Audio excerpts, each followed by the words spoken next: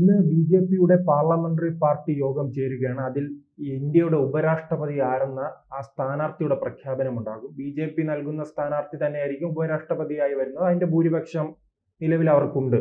അങ്ങനെയാണെങ്കിൽ ആരാണ് ആ ഉപരാഷ്ട്രപതിയാകാൻ സാധ്യത?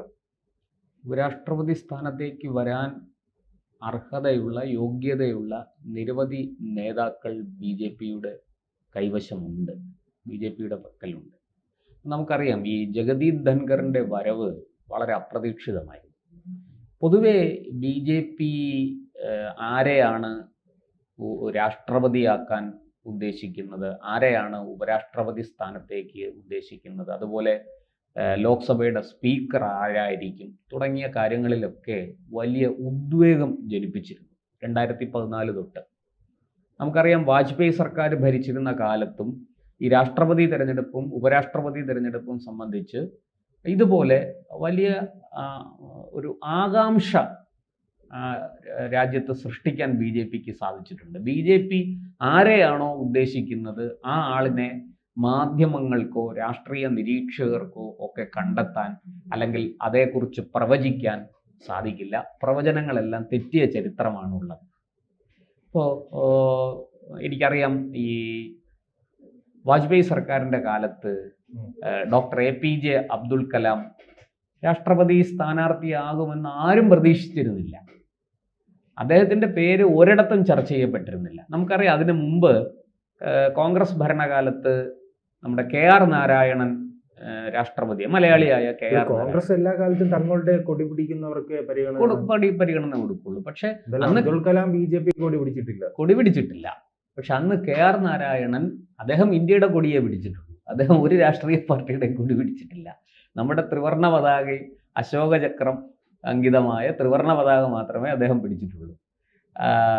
പക്ഷേ കോൺഗ്രസ് ഭരണകാലത്ത് KR നാരായണൻ രാഷ്ട്രപതിയാകുമെന്ന് എല്ലാവർക്കും അറിയാമായിരുന്നു. അവസാന നാളുകളിൽ അദ്ദേഹം ഉപരാഷ്ട്രപതി ആയപ്പോൾ തന്നെ അദ്ദേഹം രാഷ്ട്രപതിയാകും എന്നൊരു കൃത്യമായ ധാരണയുണ്ട്. പണ്ട് അങ്ങനെയായിരുന്നു, കോൺഗ്രസ് 50% ഫോളോ ചെയ്തു വന്നത്. ഉപരാഷ്ട്രപതി പിന്നീട് രാഷ്ട്രപതി അങ്ങനെയാണ്.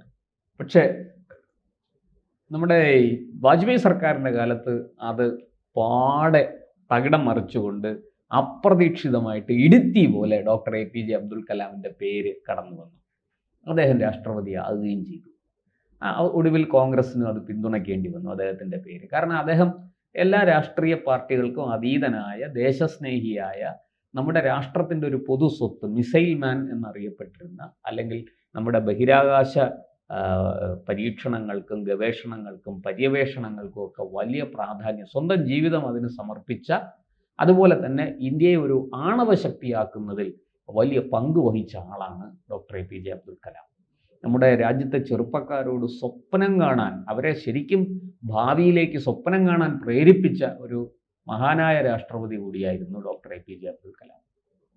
അതിനുശേഷം 2014 വന്നപ്പോഴും ബി.ജെ.പിയുടെ കാര്യത്തിൽ ഈ പ്രണബ് കുമാർ മുഖർജി ആയിരുന്നു അന്ന് രാഷ്ട്രപതി. അദ്ദേഹം സ്ഥാനമൊഴിഞ്ഞ് അദ്ദേഹത്തിന് നീട്ടിക്കൊടുത്തേക്കുമെന്നൊരു ചർച്ചയുണ്ടായിരുന്നു.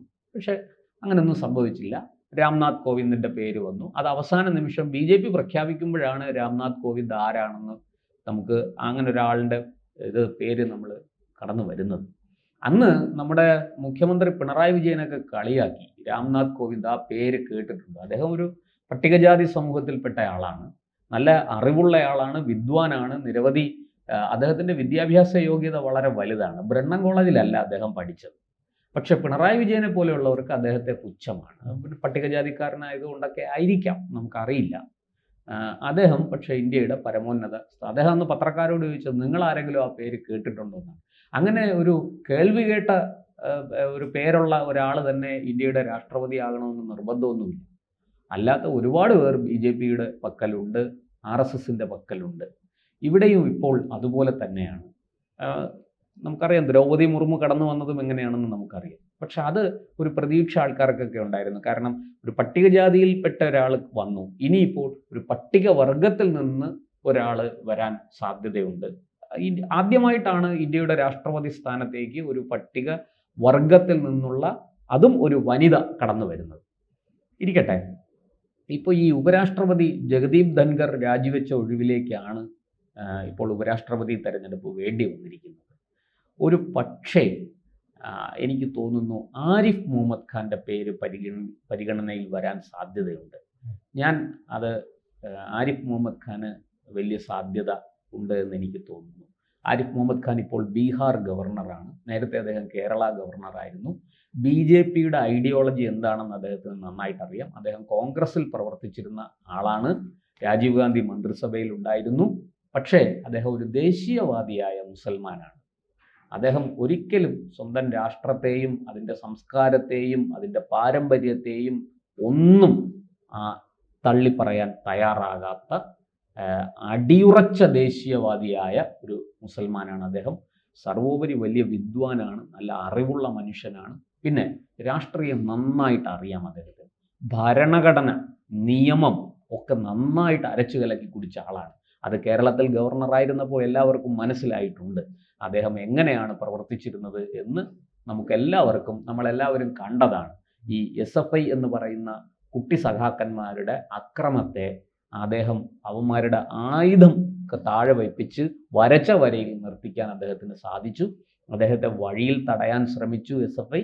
ഈ കുട്ടിക്കുരങ്ങനെ കൊണ്ട് ചുടുചോറ് വാരിക്കുന്നത് പോലെ CPM ആണ് അതിൻ്റെ പുറകിൽ, മുഖ്യമന്ത്രിക്കും ഒക്കെ പങ്കുണ്ടെന്നൊക്കെയുള്ള ആക്ഷേപങ്ങളൊക്കെ ഉയർന്നെങ്കിലും ഇതൊന്നും അദ്ദേഹം വിട്ടുകൊടുത്തില്ല. അദ്ദേഹം SFIയെ വരച്ച വരയിൽ നിർത്തുന്ന കാഴ്ച നമ്മൾ കണ്ടു. ഇപ്പോഴും ആ പോരാട്ടം അവസാനിച്ചിട്ടില്ല. സർവകലാശാലകളിൽ ഗവർണർക്കുള്ള അധികാരം എന്താണ് എന്ന് ഇന്ന് മലയാളി മനസ്സിലാക്കിയിരിക്കുന്നു. അതിന് കാരണം ആരിഫ് മുഹമ്മദ് ഖാനാണ്. അദ്ദേഹം തുടങ്ങി വെച്ച പോരാട്ടമാണ്. അതുകൊണ്ട് തന്നെ ഈ ആരിഫ് മുഹമ്മദ് ഖാൻ BJPയെ സംബന്ധിച്ചിടത്തോളം അദ്ദേഹം ഒരു നല്ല ചോയ്സാണ്, ആയിരിക്കും തീർച്ചയായിട്ടും. അദ്ദേഹത്തിനെ സംബന്ധിച്ച് നമുക്കറിയാം, ഉപരാഷ്ട്രപതിയാണ് രാജ്യസഭ നിയന്ത്രിക്കുന്നത്. ഈ രാജ്യസഭയിൽ BJPക്കാണ് ഏറ്റവും കൂടുതൽ അംഗങ്ങളുള്ളത്. BJPക്ക് ഭൂരിപക്ഷമില്ല, ഏതാണ്ട് 100 ചില്ലുവാനം സീറ്റ്, 104 അംഗങ്ങളെന്തോ ആണ് ഇപ്പോഴുള്ളത്. 121 അംഗങ്ങൾ വേണം. ബാക്കി ഈ പറഞ്ഞ പോലെ ഘടകകക്ഷികളെല്ലാം കൂടെ ചേരുമ്പോൾ BJPക്ക് ഭൂരിപക്ഷം ഉണ്ടാകും. പല സുപ്രധാന ബില്ലുകളും വരാനുണ്ട്. അത് രാജ്യസഭയിൽ ചർച്ചയ്ക്ക് വരുമ്പോൾ ഈ പ്രതിപക്ഷം ഉയർത്തുന്ന ആരോപണങ്ങളും ആക്ഷേപങ്ങളും വെല്ലുവിളികളും ഒക്കെ സഭയെ പ്രക്ഷുബ്ധമാക്കും. അതിനെ നിയന്ത്രിച്ചു നിർത്തി സഭ സുഗമമായിട്ട് മുന്നോട്ട് കൊണ്ടുപോകണമെങ്കിൽ മിടുക്കനായ ഒരാൾ തന്നെ, അതിന് കഴിവുള്ള, നിയമം അറിയാവുന്ന, വകുപ്പുകളും ചട്ടങ്ങളും നടപടിക്രമങ്ങളും പാർലമെൻറ്റിൻ്റെ നടപടിക്രമങ്ങളും ഒക്കെ അറിയുന്ന ഭരണഘടനാ വിദഗ്ധനായ ഒരാൾ തന്നെ വേണം ആ സ്ഥാനത്ത്. അതുകൊണ്ട് BJP തീർച്ചയായിട്ടും ആരിഫ് മുഹമ്മദ് ഖാനെയോ അല്ലെങ്കിൽ അദ്ദേഹത്തെ പോലെയുള്ള ഒരാളിനെയോ ആയിരിക്കും BJP നിശ്ചയിക്കുക.